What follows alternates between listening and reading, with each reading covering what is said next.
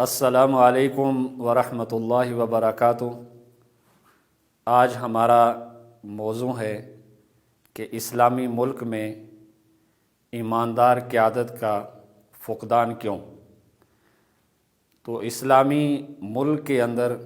ظاہر ہے کہ بہت ضروری ہے کہ ہماری جو قیادت ہو وہ ایماندار ہو،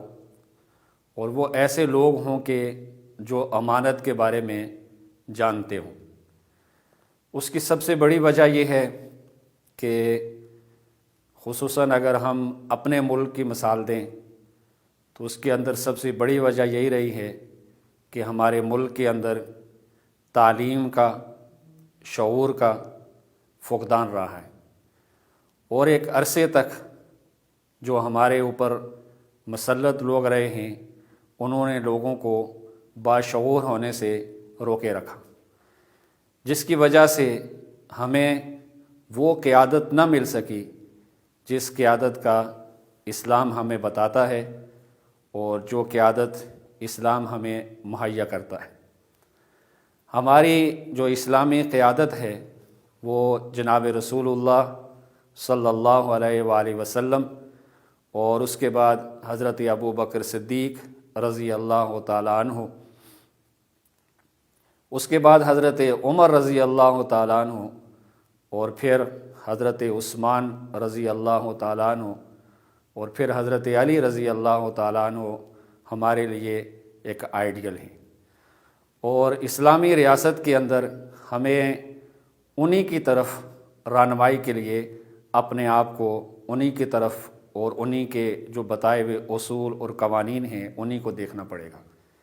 ہمیں قیادت کرتے ہوئے سب سے پہلے جناب رسول اللہ صلی اللہ علیہ وآلہ وسلم کی سیرت کا مطالعہ کرنا پڑے گا، حضرت عمر اور حضرت ابو بکر صدیق، حضرت عثمان اور حضرت علی کی جو دور حکومت ہے اس کا مطالعہ کرنا پڑے گا، تب ہی جا کر ہم ایک اسلامی قیادت اور ایک ایماندار قیادت اپنے ملک کو دے سکتے ہیں۔ اس کے اندر ایک تو سب سے بڑی وجہ یہ رہی ہے کہ علم کا فقدان رہا ہے، شعور کا فقدان رہا ہے، پھر مالی جو ابتری ہے وہ بھی رہی ہے۔ اسی طرح سے ایک بات یہ بھی رہی ہے کہ لوگوں کو علماء سے دور رکھا گیا ہے، میڈیا کے اوپر اور اسی طرح سے ابلاغ عامہ کے جتنے بھی شعبے رہے ہیں ان کے اندر انہی لوگوں کا مسلط رہے ہیں، انہی لوگوں کا ہوڑ رہا ہے کہ جو اپنی بات ہی لوگوں تک پہنچاتے رہے ہیں۔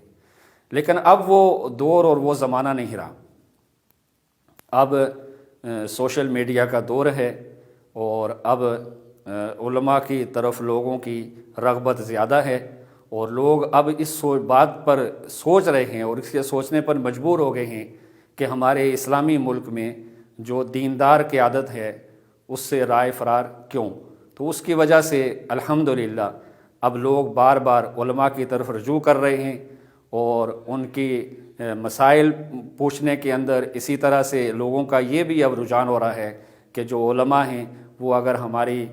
دینی قیادت کر سکتے ہیں، ہماری مساجد کے اندر اور ہمارے مدارس کے اندر اور دوسرے شعبے جات کے اندر، بینکوں کے اندر، دوسرے شعبوں کے اندر جب ہماری قیادت کر سکتے ہیں تو ملکی سطح پر بھی وہ ہماری بہترین قیادت کر سکتے ہیں۔ اس لیے اب وہ وقت دور نہیں ہے کہ جب ہمارے ملک کو بھی انشاءاللہ ایماندار قیادت میسر ہوگی، اور اس کے لیے جو کچھ ہی دنوں کے بعد جو ہمارے الیکشن آ رہے ہیں اس کے اندر بھی لوگوں کو چاہیے کہ ایماندار قیادت کا انتخاب کریں، کہ جو آپ کا جو ووٹ ہے